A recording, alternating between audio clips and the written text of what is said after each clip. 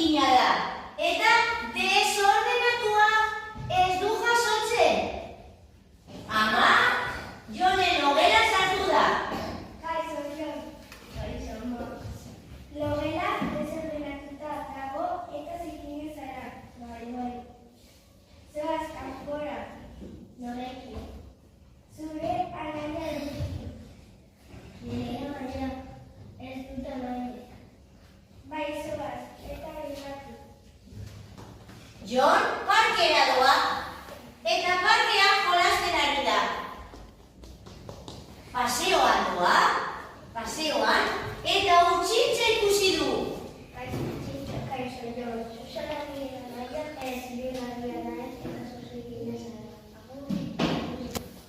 Eta parkean txoria dago.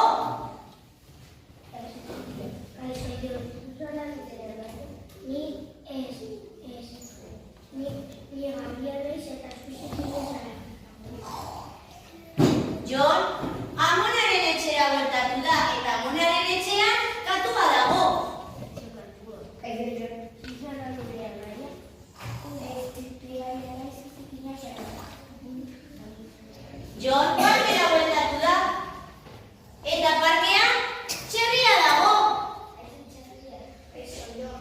Susana nire anaia. Bai.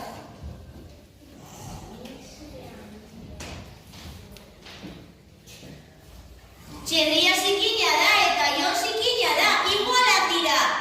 Anaiak dira. Ha encontrado a su hermano, zikina da.